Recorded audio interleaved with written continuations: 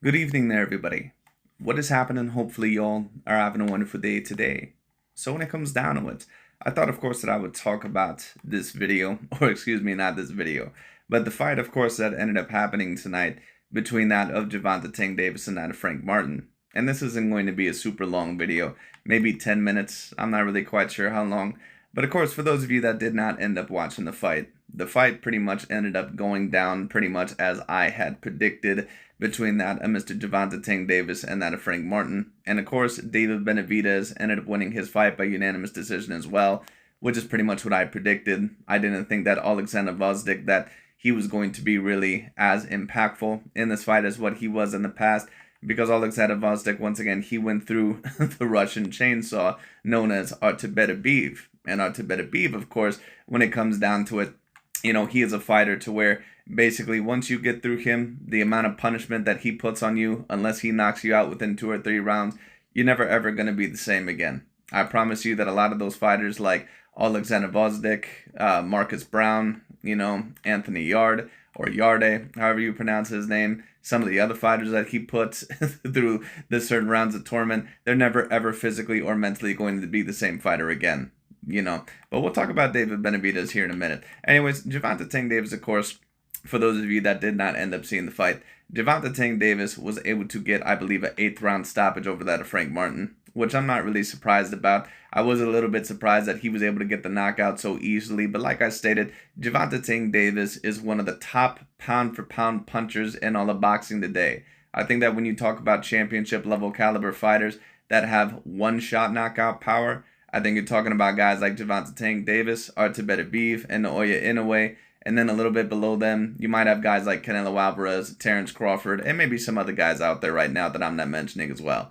I mean, we could include AJ Anthony Joshua maybe, but he's not a champion, at least at the moment, so I'm not going to quite include him. But when you talk about, the elite of the elite punchers, Gervonta Davis is up there on that list, so it is what it is. But anyways, when you talk about this fight, in terms of who I thought was winning the fight before Gervonta Davis ended up getting the stoppage, I thought that Frank Martin had won at least 4 of the first 5 rounds that I ended up seeing.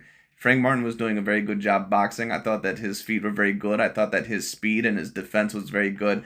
But once again, the question that I had about Frank Martin in this fight is that what level of courage were you going to show against that of Gervonta Davis? That was going to be the most important thing.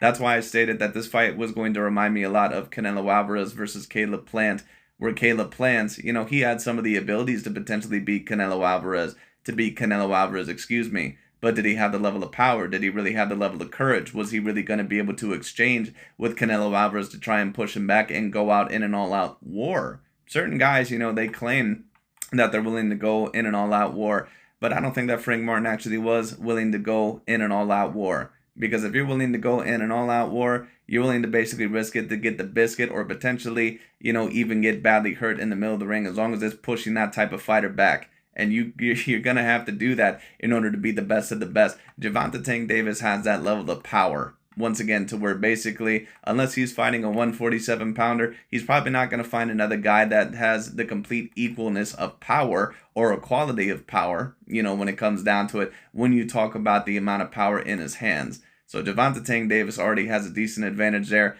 And, yeah, he's a smaller guy, but he actually uses that to his advantage because he's very good defensively and he can be hard to hit flush.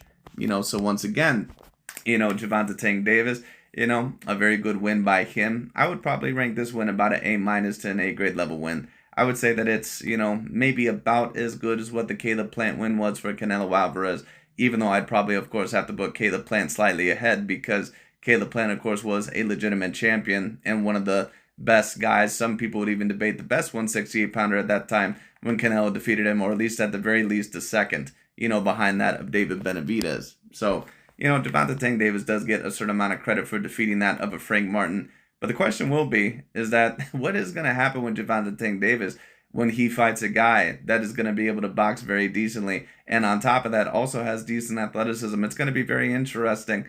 I think that more than likely that he'll beat certain guys like Devin Haney, and maybe some other guys. And taking a look at this, if Shakur Stevenson fights the way that he fought in his last fight, he probably more than likely will beat Shakur Stevenson.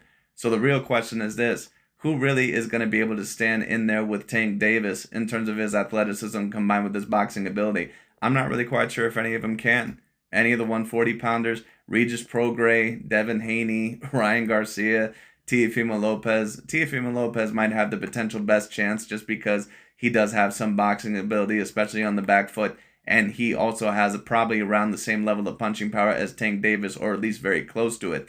But Gervonta Tank Davis, to be quite honest with you, he may not find any potential peers to really threaten him until he starts getting in a weight class where he's a little bit outsized. A lot like that of Canelo Alvarez, in my personal view. Canelo, in order to be even threatened for potentially losing, he has to be at the 168 to 175 pound weight classes.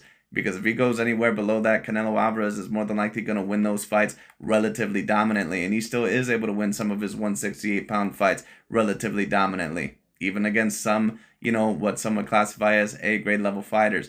So Gervonta Tank Davis definitely is a specific level talent. Now, where does this necessarily put him on the pound-for-pound list? I'm not really quite sure, because Frank Martin was not a legitimate champion, even though I would classify him as an A-grade level fighter. But it's going to be very particularly interesting. I don't know where Gervonta Tank Davis is really going to go from here, but it's going to be very interesting. Apparently he's going to fight that of Vasily Lomachenko next from what I remember. It should be an interesting fight. I think that Gervonta Tank Davis more than likely will be a little bit too much, especially in terms of the power department for that of a Vasily Lomachenko. But, it could be very interesting. You never know. Lomachenko is excellent defensively, and in terms of all-around boxing ability, he may be better even than that of Frank Martin. But he also is a little bit older. He's 36 years old now, I believe. So we'll see what ends up happening. It'll be very particularly interesting. But good, knockout by that of Gervonta Tank Davis. I think that the performance maybe could have been a little bit sharper, but I'll give Gervonta Tank Davis this. Once he knew that the rounds were kind of stacking up for that of Frank Martin, he started to turn it up a little bit, especially in the second half of the fight. And Gervonta Tank Davis just has that one-shot level of knockout power to where, once again, and there's the ESPN notification right there, to where overall, once again, to where it's just always going to be an issue. He has devastating knockout power. So Frank Martin had a lot of the qualities to potentially beat that of Gervonta Tank Davis, but he needed a little bit more courage, in my view. He needed more assertiveness. He needed to be going to the body a little bit more. And he also, in my personal view, he just needed more punching power. I don't think that Gervonta Tank Davis truly respected his level of punching power, at least to the degree overall to where he needed to really back up in this fight. When he fought against that of Ryan Garcia, you could tell that Gervonta Tank Davis, that he was afraid of Ryan Garcia's power. You could legitimately tell that he was actually afraid of that of Ryan Garcia's power, because he was bitching and moaning to the referee as soon as Ryan Garcia was getting on the inside, landing certain shots on the inside and inside the clinches. Gervonta Tank Davis felt Ryan Garcia's power immediately. But of course, Ryan Garcia does not have the level of boxing fundamentals nor ability like that of a Frank Martin. So of course, Gervonta Tank Davis was proven to be the better of the two fighters out of them. But once again, it'll be very interesting to see where he goes from here and who may be a potential threat actually to Gervonta Tank Davis. Because in my view, there's really not going to be that many major threats to Gervonta Tank Davis. But we'll see. We'll see. It should be interesting. As for that of Mr. David Benavidez, to talk about him very quickly, the fight pretty much went how I expected, with David Benavidez more than likely dominating the fight, having problems at certain times. But David Benavidez ended up winning by unanimous decision. Of course, he did end up at times getting hit with certain shots.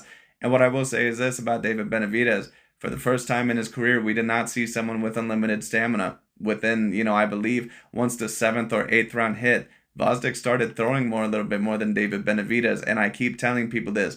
David Benavidez is not someone that is an A-plus level puncher. He is not an Artabeterbiev. He is not an Inoue. He is not a Gervonta Tank Davis. That's not what David Benavidez is. He does not have A-plus level punching power. He is an A- to A-grade level puncher. For his size, he's probably more of an A- to A-grade level puncher. He's never been an A-plus level puncher. He's an A-plus level puncher maybe when he's fighting these smaller guys that are probably more natural 160 or 168 pounders, because he's a guy that could easily fit in at the light heavyweight class at the very least. And honestly, David Benavidez's back looked even bigger than that of Alexander Gvozdyk. So this dude could probably even fight at the cruiserweight division. But anyways, once again, David Benavidez, very talented fighter. Very talented fighter. Of course, he's going to be trying to go after Canelo Alvarez apparently next, which is what I've been hearing. We'll see overall where that potentially goes. But it should be interesting to see where he goes. But like I said, David Benavidez did show some signs of vulnerability within this fight. He did not show the greatest stamina, and it could be because also he's a guy that pretty much throws throughout the whole entire fight. And he's gonna have to be careful against Dimitri Bivol or Benavidez. I think if you're asking me who he has more of a chance of beating, it would be probably that of Dimitri Bivol, because Bivol doesn't come across to me as a major body puncher. And on top of that, he's a guy that can have a little bit of a problem changing levels. And he's a guy to where, at least at times, maybe you can get him to retreat a little bit. I've seen it against Canelo, and I've seen it against some other fighters. But we'll see, because you know what? To be fair, Dimitri Bivol also beat the shit out of Gilberto Ramirez, a guy that is a legitimate cruiserweight for sure, that should have been fighting there a while ago. So we'll see once again where that goes. But Benavidez versus David Benavidez, if Benavidez were to fight him, I don't know how well that fight would end up for him, especially if he runs out of stamina within the second half of that fight. And Benavidez, in my view, even though he's more talented and maybe more skilled than what some people give him credit for, he's a guy that still does not change head levels very well. He's a guy that does not have the best of feet. And at times, he can be a little bit hittable. But in my view, Alexander Gvozdyk really should have tried to hit David Benavidez a little bit overall more to the body. That, in my view, would have been my advice. But, it is what it is. We'll see, what ends up happening with David Benavidez. But the fight that I would love to see would be David Benavidez versus Benavidez. Now, of course, Canelo versus David Benavidez is another fight that everybody would want to see, including myself. But to be quite honest with you, David Benavidez is going to be a good 2 to 2.5 weight classes bigger than that of Canelo. And I've already told people this. Canelo Alvarez is really not a natural 168 pounder at the very least. Canelo Alvarez really is more of a 160 pounder. David Benavidez is a light heavyweight fighter, really at a minimum. At a minimum. Now, of course, if David Benavidez drains himself all the way back down to 168, which he says he's going to do, then Canelo Alvarez, of course, more than likely is still going to have to take that fight. But once again, it's just going to be very interesting to see what ends up happening here. We'll see. We'll see what ends up happening. But anyways, once again, that's pretty much my analysis on both of these fights.